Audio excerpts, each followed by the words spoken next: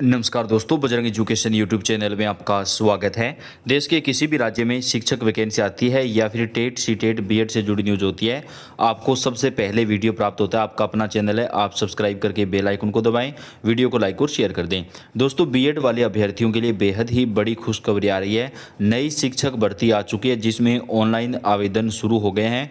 इस वैकेंसी के लिए दोस्तों, आप चाहे भारत के किसी भी राज्य में रहते हो, आप आवेदन कर सकते हैं। आर्मी स्कूल में ये भर्ती है जो कि परमानेंट जॉब है, यानी इस वैकेंसी में आपका एक बार सिलेक्शन होने के बाद आपको जो है इस वैकेंसी के अंदर परमानेंट किया जाता है। इसमें दोस्तों मेन एग्जाम के द्वारा आपका जो है सिलेक्शन होगा। इसके लिए आपके पास सीटेट या फिर आपका राज्य टेट क्लियर होना चाहिए। वहीं दोस्तों, जो पीजीटी की वैकेंसी है उसमें सीटेट की आवश्यकता नहीं है। इसके लिए आपके पास जो है दोस्तों संबंधित विषय में मास्टर डिग्री होना जरूरी है और बीएड भी होना चाहिए। तो आर्मी स्कूल में जो वैकेंसी आई है उसमें आप ऑनलाइन आवेदन डाल सकते हैं। इस वैकेंसी के लिए आवेदन शुरू हो चुके हैं दोस्तों। वहीं देश भर के तमाम राज्यों में कोई भी वैकेंसी आती है उनकी जानकारियां हम आप तक सबसे पहले पहुंचाते हैं। तो आप कौन से राज्य से तैयारी कर रहे हैं, कमेंट करके भी जरूर बताइएगा। चलिए जान लेते हैं इस वैकेंसी से जुड़ी सारी जानकारियां।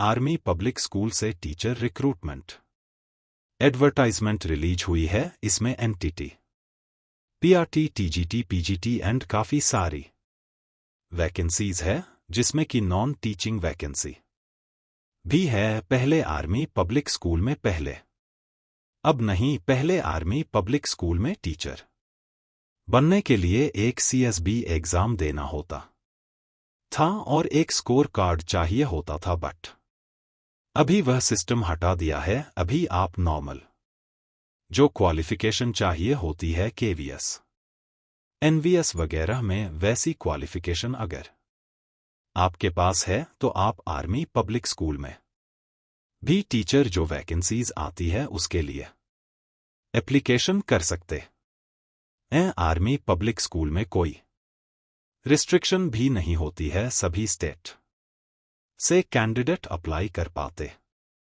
हैं। इसमें अगर आप फ्रेशर है, मतलब बिल्कुल भी आपको एक्सपीरियंस नहीं है, तब भी आप अप्लाई कर सकते हैं। अगर आप फ्रेशर हैं, बिल्कुल एप्लीकेशन, बिल्कुल कोई एक्सपीरियंस नहीं है या फिर 0 to 5 ईयर्स तक की एक्सपीरियंस है, तो ऐसे कैंडिडेट्स के लिए अपर एज लिमिट 40 ईयर्स होती है, मतलब 0 से लेके फ्रेशर से लेके 5 साल तक का जिनके पास एक्सपीरियंस है, वैसे कैंडिडेट्स के लिए 40 वर्ष ऊपरी आयु सीमा रखी गई है। 5 ईयर्स से ज्यादा अगर आपके पास एक्सपीरियंस है तो 45 ईयर्स तक के कैंडिडेट अप्लाई कर सकते हैं। 7 ईयर्स से ज्यादा आपके पास एक्सपीरियंस है तो 50 ईयर्स तक के कैंडिडेट अप्लाई कर सकते हैं। ऐसे कैंडिडेट 9 ईयर से भी ज्यादा एक्सपीरियंस है तो 57 ईयर अपर एज लिमिट रखी गई है। तो यह तो हो गई सिर्फ एज लिमिट की बात, क्योंकि अलग अलग एज के कैंडिडेट रहते हैं। आर्मी पब्लिक स्कूल जोधपुर से वैकेंसीज आई हुई है और यह जो है ना, इसमें नॉन टीचिंग के लिए भी है, इसमें प्री प्राइमरी टीचर के लिए भी है। तो देख लेते हैं। क्वालिफिकेशन बता रहे पोस्ट ग्रेजुएट टीचर में इंग्लिश एंड मैथमेटिक्स के लिए वैकेंसी है। इंग्लिश एंड मैथमेटिक्स स्क्रीन पर अगर आपने अभी देखा होगा, इंग्लिश एंड मैथमेटिक्स के लिए वैकेंसीज पोस्ट ग्रेजुएशन में मास्टर डिग्री में 50 पर या अबव मार्क्स होना चाहिए रिलेटेड सब्जेक्ट में, एंड बीएड या फिर MEd year integrated BEd subject में भी होना चाहिए। ट्रेन ग्रेजुएट टीचर इंग्लिश के लिए वैकेंसीज है। सीटेट बीएड होना चाहिए, सीटेट, या फिर अगर जोधपुर राजस्थान में है तो राजस्थान टेट होगा, तो रीट होगा तो भी अप्लाई कर सकते हैं। Paper 2 CTET, paper 2 PRT dance की वैकेंसी है। बैचलर डिग्री होना चाहिए डांस में 50 पर या अब मार्क्स के साथ, या फिर ग्रेजुएशन किसी भी सब्जेक्ट से एंड डिप्लोमा इन डांस किया है 50। प्री प्राइमरी मींस नर्सरी जो टीचर जिसे आप बुलाते हैं, या फिर लोअर सेक्शन जो nursery junior KG senior KG को पढ़ाने के लिए बालवा का टीचर भी बुलाते हैं। 12 पास होना चाहिए 50 पर या अब मार्क्स के साथ, और उसके बाद नर्सरी ट्रेन टीचर ट्रेनिंग है या फिर मोंटेस टीचर ट्रेनिंग है या फिर बीएड नर्सरी है 2 इयर्स वाला या फिर डीईसीईडी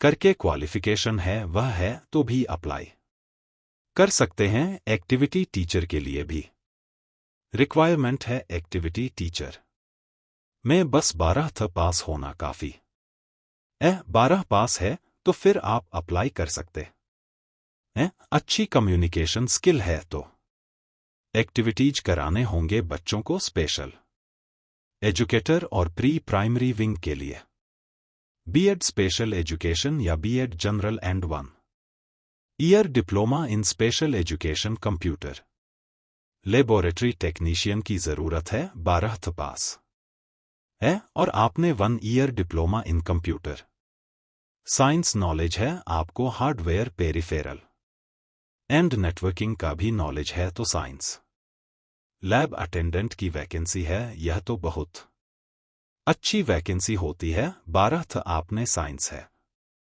किया केमिस्ट्री से तो आप अप्लाई कर सकते हैं। आर्टिफिशियल इंटेलिजेंस लैब अटेंडेंट के लिए भी रिक्वायरमेंट है। 12th अगर आपने साइंस सब्जेक्ट से किया है, फिजिक्स से फिजिक्स आपने पढ़ा है तो आप अप्लाई कर सकते हैं। इसमें कोई भी टीचर ट्रेनिंग वगैरह नहीं मांगते। मल्टीटास्किंग की भी वैकेंसी है। 10वीं पास है, 10th पास है मिनिमम तो आप अप्लाई कर सकते हैं। या फिर 10 इयर्स एक सर्विसमैन है, 10 इयर्स काम किया तब भी अप्लाई कर सकते हैं। गार्डनर के लिए 10th पास है तो अप्लाई कर सकते हैं। या फिर एक सर्विसमैन है, 10 इयर्स एक्सपीरियंस है तो वो भी अप्लाई कर सकते हैं। आया की भी रिक्वायरमेंट है, ए पास कैंडिडेट अप्लाई कर सकते हैं। चलिए तो यह तो बात हो गई कि इतनी सारी वैकेंसीज अप्लाई करने की लास्ट डेट जो है, इनकी एप्लीकेशन की लास्ट डेट देख लेते हैं। यह बहुत ही ब्लर से इन्होंने एडवर्टाइजमेंट दिया है जो न्यूज़पेपर में दिया होगा, और न्यूज़पेपर में तो वही जो ना सेम यहां पर प्रिंट कर दिया इन्होंने। लास्ट डेट इसी में लिखा है।